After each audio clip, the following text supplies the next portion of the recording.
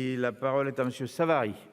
Les propositions qui sont faites sont là pour faire évoluer effectivement l'échelon départemental qui, on a vu, avait quand même un métier nouveau en période de crise.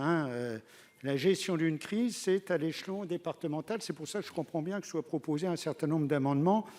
Personnellement, que le délégué territorial de l'ARS soit nommé après avis du conseil départemental. Je n'ai pas co-signé cet amendement. Pourquoi ? Parce que quand le président de département nomme son directeur des services sociaux, il ne demande pas l'avis à l'État. Donc c'est comme ça, c'est comme ça.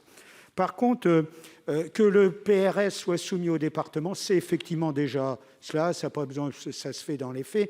Sauf que je vous rappelle, Madame la ministre, que un PRS, c'est 1000 pages pour une petite région. C'était 1000 pages en Champagne-Ardenne, mais dans la région Grand Est, c'est 3000 pages, quoi, avec un document particulièrement indigeste dans lequel il est très difficile de s'associer. C'est pour ça que véritablement, il faut des déclinaisons départementales.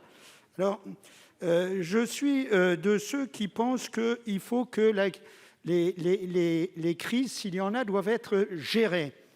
Si on considère que le directeur de l'ARS est un préfet sanitaire, ça voudrait dire que son délégué départemental est un préfet départemental sanitaire.